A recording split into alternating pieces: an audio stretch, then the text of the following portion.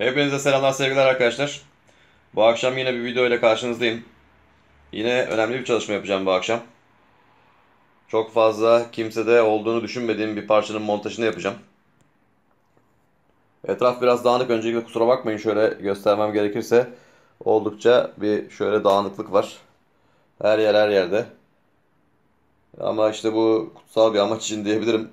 Vakit dar. Bu akşam Cuma günü aracın yarın montajını bitirmeyi düşünüyorum ön kısmının. O yüzden elimi çabuk tutuyorum. Gereken çalışmaları hafta içinde sürekli yaptım. Şimdi arkadaşlar, biliyorsunuz ki bizim araçlarımızın kaza anında ilk başta kırılan parçalarından bir tanesi şu meşhur ön panjurumuzdur. Şu ön panjurumuzun plastik gövdesi. Bunun üzerine panjurlar monte edilir. Bu plastik gövdeye genelde çok bir şey olmaz. Bir tane de işte şurada karşıda var, benim duruyor, görüyorsunuz orada. Ufak tefek böyle bacakları yamulur, kırılır. Onu da yapıştırdınız mı sizi ömürlük idare eder. Keza benimkinde de bazı vida delikleri işte açılmış hafiften falan. Ama bunlar önemli şeyler değil. Yıllarca çünkü takılan sökülen şeyler. Herhangi bir problem yok, temiz. Şöyle gösterelim. Aracımın üzerinden çıkan orijinal braketi. Panjur braketi. Güzel bir parça. Asıl sorun. Asıl sorun şunlar. Yani elimde görüyorsunuz şöyle iki tane çift var. Mesela bunlarda karşıdan baktığınız zaman çok sağlam, müthiş. Keza bu sağlam. Bunda herhangi bir şey yok ama şöyle altından tabii bu da hafif bir onarım görmüş. Şöyle gösterdiğimde size. Bu da bir onarım görmüş. Bu en sağlamıydı. Mesela bu. İşte bakın, mesela bacaklar yok. Bakın. İki bacak var ama insan bunları da kıyamıyor. Çünkü bu çift bacağı bile olsa bunu monte edebilirsiniz. Yapıştırırsınız vesaire, hiç yoktan orada durur. Yani hazine değerinde parçalar çünkü çok pahalı sıfırları. İşte mesela bir bacak kırılmış. Burada duruyor. Ondan sonra mesela keza bir panjur böbreği daha, bakın. Kırık. İşte buradan da kırılmış. Şuradan da kırık. Ama iki ayağı sağlam. Yine bir tane daha panjuru mesela, köşesi yok. Bunlar hep darbelerde. İşte bakın, bir ayak eksik, gene üç ayak var. Yine üç ayağıyla da iş görür. Bunlar yine bu şekilde bile şimdi hazine değerinde. Az önce eBay'i izledim. Birkaç parça baktım oradan. Müthiş fiyatlar, gerçekten müthiş. Şu anda alabileceğiniz en düşük panjur, eBay'den alabileceğiniz en büyük, en ucuz panjur şu an gene size kargo hariç 800 lira civarında bir paraya geliyor ve o da kırık dökük. Her tarafı kırık dökük bir panjur. Kargo ile ilave ettiğiniz zaman bu panjur size kargosu, gümrüğü derken 1.600-1.700'e gelecek. Gerçekten elinizdeki malzemenin kıymetini bilin dostlar. Şimdi ne yapacağız? Önemli bir soru. Biliyorsunuz ben araba konusunda çok titiz bir insanım. Hastalık derecesinde titizim. Bunları üzerine takmayacağım. Bunları takmayacağım tabii ki. Ne takacağım derseniz, şimdi şöyle biraz yukarılara tırmanacağım. Elimde uzun zamandır sakladığım hazine değerinde bazı parçalar var. Bunlar çok kişi bilmez. En yakın dostlarıma söylemişimdir. Şuradan, şu kutudan. Bu tahmin ettiğiniz şey. Şöyle bir almak da güç. Yukarıda en üstte tutuyordum bunları çünkü. Evet. İşte geliyorlar. Tek elle alıyorum, kusura bakmayın. Alıp yere koyalım, orada inceleyelim. Evet.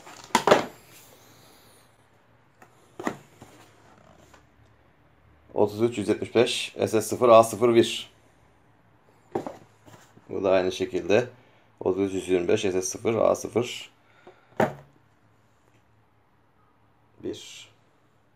Bunlar ne diyecek olursanız, bunları hemen açalım. Uzun zamandır beklettiğim parçalardı bunlar.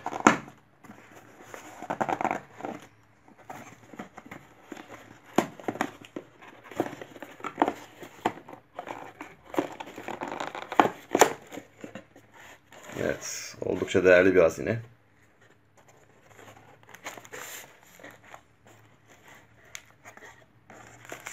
Hazır mısınız?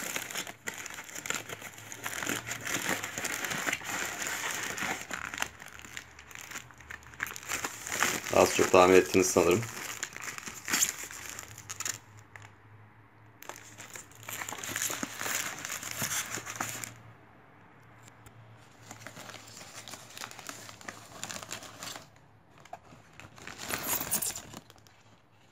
Evet. 0 panjur. Hiç açılmamış. Orijinal. 0 panjur. Böldüğümüzde de bu yakışır. Şöyle bakıyorsunuz eskisiyle. 0. Brand new. Bunları takacağım dostlar. Artık çünkü başka çare yok. Elimizdeki parçalardan kullanmaya başlıyoruz. Bu da aynı şekilde. 0 olarak bunların montajını yapacağız. Diğer kutuyu da açayım ben şimdi. Birazdan tekrar görüşelim.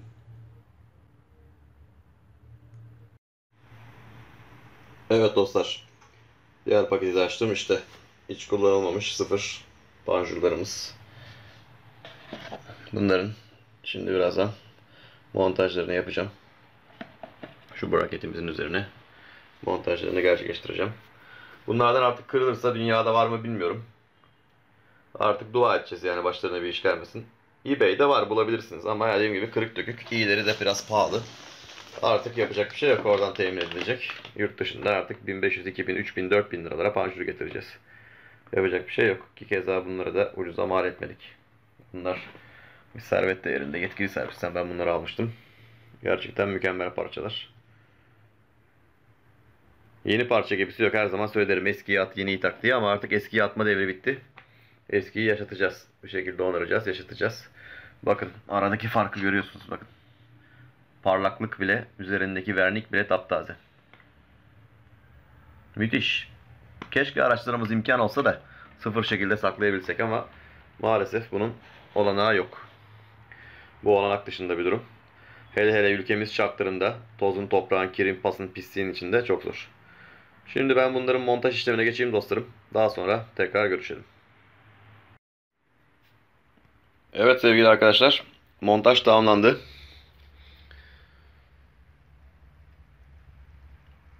Görüldüğü üzere pırıl pırıl. Yeni parça gibisi gerçekten yok.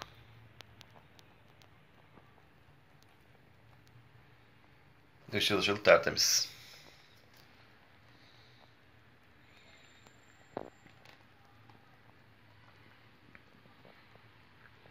Yeni vidalar kullandım. Yeni montaj vidaları. Paslanmaya karşı da dayanıklılar. Güzel oldu. Yepyeni bir panjurumuz oldu. Hayırlı olsun.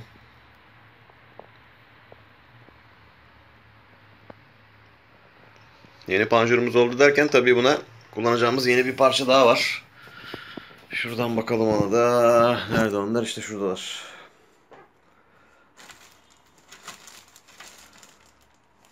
Evet.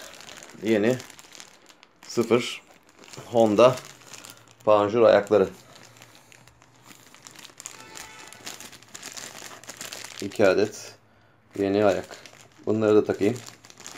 Bunları da takalım. Hazır olsun. Sağ sol üst panjurun gövdeye montaj ayakları. 0 parça her zaman iyidir. Görüşmek üzere. Evet dostlar. 0 montaj ayaklarımız da takıldı. Bunlar da ön radyatör panel sacıyla panjurumuzun arasındaki mesafeyi belirliyorlar. Bağlanıyorlar. Bunları da 0 olarak almıştım. Yetkili servisten. Bir şeyi sıfırlıyorsak komple sıfırlayalım. Yeni olsun. Güzel bir parça oldu. Umarım yarın meyvesini yeriz bu çalışmalarımızın.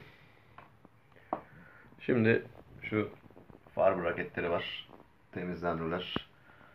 Boyandılar, toplandılar. Bunlar da artık bulması imkansız parçalar. Farın panjura oturmasını sağlıyor şu üst deliklerden ve alttaki şuradaki bağlantı ayağından.